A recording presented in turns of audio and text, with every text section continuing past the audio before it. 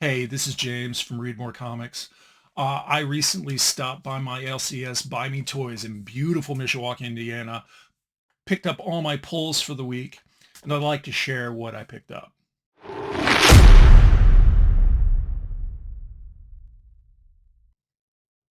So before we begin, if you would please like, share, and subscribe down below, I'd be grateful. I'd appreciate it. That way, as I'm producing content, you get an opportunity to see it. Also, I'm on Instagram. I'm trying to kind of spread my wings, so to speak. This is take two on this video. Funny enough, I got through it. I really loved what I produced and then realized the microphone, which you can't see, it's just off camera right over here, was turned off. No, I can't be the only person that ever does this. Anyway, so let's go ahead and get into it.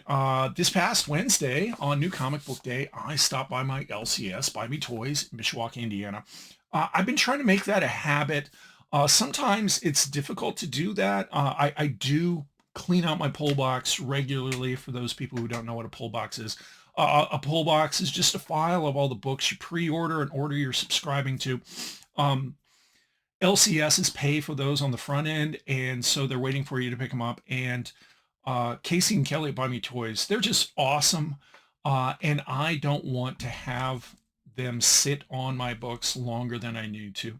But I do think they understand that life's sometimes busy and you can't make it when you'd like to. So anyway, stop by my LCS. They gave me some freebies. I don't know if this is this week or not, but we have a couple issues of comic book news. What's interesting, and I kind of leafed through them a little bit. This is February and March. They have some kind of preview pages from some distillery books. While I really do enjoy the creative teams on those distillery books, I'm not planning on picking any of them up. I just have a lot I'm subscribing to right now, a lot I'm pulling and pre-ordering or ordering. And, I can barely keep up with everything I have, let alone adding new books to it. Another freebie this past week was Blood Hunt Diaries.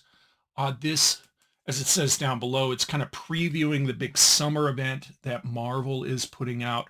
And what I saw inside, the number of books that this event's supposed to be touching is pretty enormous. The last time I saw anything like this, of this caliber at least, that I paid attention to, maybe Marvel's been doing it since then, was Age of Ultron. What was that, like 10 years ago, where it touched just about every book. And I was pulling all of it. I'd go in, I was pulling the main book and some other books that I was subscribing to, but then I was picking up everything else because it was my first big event as an adult collector. I thoroughly enjoyed it. I know it was kind of panned by a lot of people. Hey, spoiler, it was a time travel book, but I enjoyed it. All right, so the rest right here is a modest pile of my pulls. This is a book I pre-ordered. I saw it in Previews World, I think. No, it was the DC Previews book many months ago. This is April special number 1. Okay, I got the variant cover. This is an homage to Crisis on Infinite Earths. Uh, anyway, so I picked this up because it's supposed to be the first appearance of the Jungle League, and this was what really got me. In it, they have a Detective Chimp story, and Detective Chimp is perhaps one of my favorite new characters. I began becoming aware of him in Justice League Dark Volume 1 and 2, especially number 2, that Tynion was doing. And I just love the character. I love kind of the severity of the character, the irony. He's a chimp who uses a sword, on and on and on. And so looking forward to this book right here. Uh, Next up, we have Justice League versus Godzilla versus King Kong. This is issue number 6. This is the In-Hyuk Lee cover. This has been an amazing run. This is one of the few books that I read it every month where it comes up. Most stuff I pile it up for 3, 4 issues, 5 issues, and then I read it. But this one has been so much fun. I read it the week it comes out. I haven't read it yet, but I'll be reading this today. A lot of fun. It would be great if we had DC's able to dabble a little bit more into this, similar to what they did with Tom Taylor's book with the zombies, which I'm deceased. If maybe we could have a couple spin-offs or, a volume 2 of this would be great.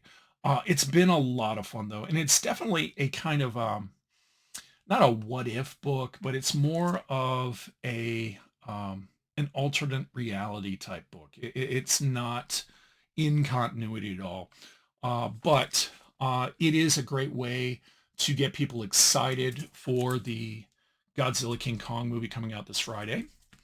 Next up, we have Wonder Woman issue number 7.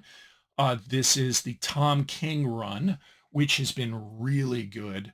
I think the last volume, it seemed to go on a little too long. They tried, and I'm saying DC tried a couple different creative teams, and some kind of connected with me, and some it was just like, well, I'm pulling this because I've been pulling it, and I don't feel like this is a good off-ramp yet.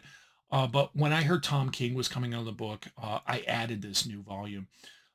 This is the Women's History Month variant cover, and I'm drawing a blank on the artist's name. I know he or she, I'm not sure, has done a lot of covers for Catwoman. If you happen to know and you could leave it in the comments, that would be great.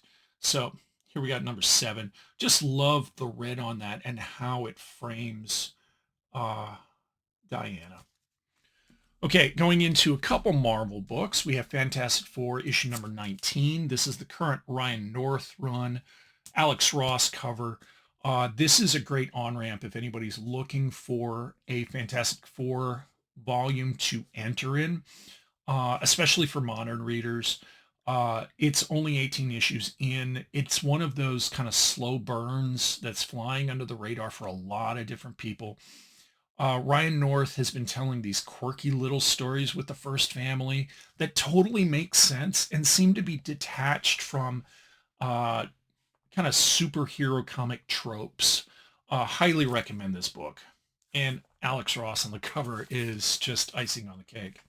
We have a couple Star Wars books. This is Star Wars The High Republic. This is another Women's History Month cover with Ahsoka Tano.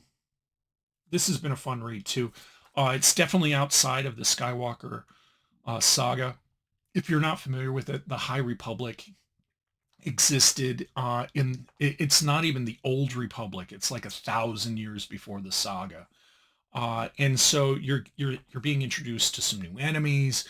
You're seeing the Jedi kind of in the golden age, at the height of their power in the Republic. It's been a lot of fun. This is volume 3, I think. And everything seems to be kind of pulling together now with volume 1, 2, and 3. This is another book I haven't had a chance to read yet, but this is Star Wars Thrawn Alliances issue number 3. Thrawn right now is my favorite bad guy after Ahsoka. Timothy Zahn is doing the writing, so you can't lose with that. I think he understands Thrawn better than any single person. Next up is an Image book. This is G.I. Joe, a real American hero. This is the Skybound run, issue 305. I recently picked up some IDW volume back issues for the arc that preceded this one. I love that Skybound let Larry Hama continue his story while they're kind of compartmentalizing their own Energon universe books. What is it? The Energon universe? I think that's what it is. I'm not pulling any of those books, but I picked up 301 because of the cover. And then it just kind of hooked me, but there was a lot going on. I wasn't sure what was happening because there were all these moving parts. And so I picked up the last arc in the IDW run, and it filled in a bunch of gaps, helped me understand some of the characters that I had no idea what was going on.